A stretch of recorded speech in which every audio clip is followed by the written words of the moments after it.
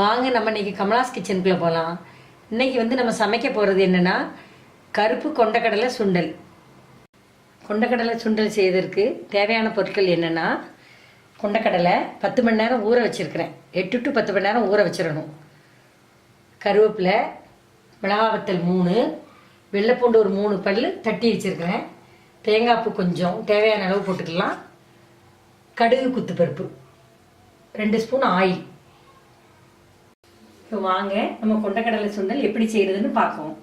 முதல்ல குக்கரில் 2 டம்ளர் தண்ணி ஊற்றி வச்சுக்கணும். சிலவங்க குக்கரோட வைப்பாங்க, நான் அப்படி செய்ய மாட்டேன். குக்கருக்குள்ள 2 டம்ளர் தண்ணி ஊற்றி வச்சு அது உள்ள 10 மணி நேரம் ஊற வச்ச கொண்டக்கடலை நம்ம 1 டம்ளர் தண்ணி விட்டுருக்கேன். விட்டு அதை வச்சு ஒரு மூடியை வச்சு மூடி குக்கரில் நல்ல இந்த துவாரத்தில் பூன் ஊதிக்கிடணும். ஏன்னா அடைப்பு எது இருந்தாலும் விசில் வராது. ஊதிட்டு நம்ம குக்கரை மூடி வச்சிடணும். போட்டு வச்சிடலாம். ஸ்டவ்வை ஆன் பண்ணி விட்டுரும். 3 விசில் வந்து சிம்மில் ஒரு 5 நிமிஷம் வந்து ஆஃப் பண்ணிடணும்.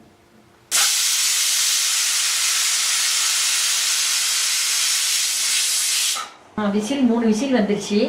5 நிமிஷம் சிம்மில் வச்சு விசில் வந்துருச்சு. இது போதும். இனி அடுப்பை ஆஃப் பண்ணிவிட்டு ஒரு 10 மினிட்ஸ் கழித்து நம்ம ஓப்பன் பண்ணி பார்த்துடலாம். வாங்க இப்போ விசில் அடங்கிடுச்சு, எடுத்து பார்ப்போன்னே. விசில் அடங்கிடுச்சு.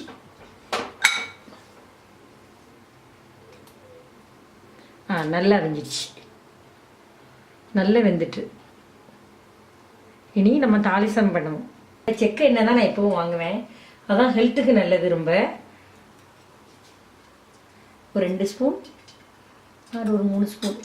சின்ன ஸ்பூனாக இருக்கிறதுனால கூட கொஞ்சம் எண்ணெய் காஞ்ச உடனே கடுகு குத்துப்பருப்பு 1 ஸ்பூன், 1 டீஸ்பூன். கடுகு நல்ல படபடன்னு வெடிக்கிற சத்தம் வரணும். மிளகாய் வற்றல், காய்ந்த மிளகாய் அவங்கவுங்க உரப்புக்கு தகுந்தால போடணும். அதில் 2 வத்தல் போட்டிருக்கிறேன். கருவேப்பிலையை கிள்ளி தான் போடணும் எப்போவும், அதான் சத்து கிடைக்கும். வச்சு பூண்டை போடணும். நசுக்கி தட்டி 1-2 தட்டி வச்சுருக்கிறேன். சுண்டலை அதில் தட்டணும். தண்ணி இருக்கும், தண்ணியை வடிகட்டக்கூடாது. நம்ம தண்ணியை வடிகட்டாமல் சிம்மில் வச்சு தீயை கூட்டி வச்சு தண்ணியை வற்ற வச்சிடணும். தண்ணி எப்பவும் வடிகட்டினா அதனோட சத்துக்கள்லாம் போயிடும். உப்பு போடணும். உப்பு தேவையான அளவு ஒரு 3/4 டீஸ்பூன் போட்டுக்கலாம். கொண்டக்கடலை வந்து நல்ல புரதச்சத்து நிறைந்தது. தண்ணி நல்லா வத்திச்சு.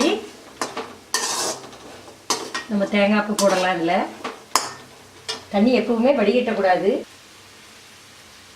கருப்பு சுண்டல் வந்து ரொம்ப சத்து வாய்ந்தது. அது ஹார்ட் அட்டாக் வராமல் தடுக்கும். ஃபோலிக் ஆசிட் இருக்கிறதுனால கர்ப்பிணி பெண்களுக்கு ரொம்ப நல்லது. சிறு குழந்தைகளுக்கு ரொம்ப நல்லது. பெரியவங்களுக்கு நல்லது. எல்லாத்துக்குமே நல்லது. புரோட்டீன் நிறைய இருக்குது. மொத்தத்தில் கருப்பு சுண்டல் வந்து ரொம்ப சத்தானது. தேங்காய் பூ போட்டாச்சு. இப்போ ஆஃப் பண்ணிடலாம்.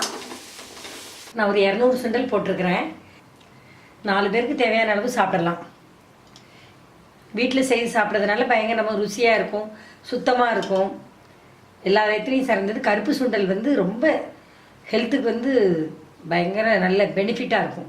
நான் இப்போது செய்ததை நீங்கள் வீட்டில் பண்ணி பார்த்துட்டு அது எப்படி இருக்குங்கிறத கமெண்ட் போடுங்க. இந்த வீடியோ உங்களுக்கு பிடிச்சிருந்ததுன்னா லைக் பண்ணுங்கள், ஷேர் பண்ணுங்கள். அண்ட் கமலாஸ் கிச்சன் சேனலை சப்ஸ்கிரைப் பண்ணுங்கள். கூடவே பெல் ஐக்கானையும் கிளிக் பண்ணுங்கள்.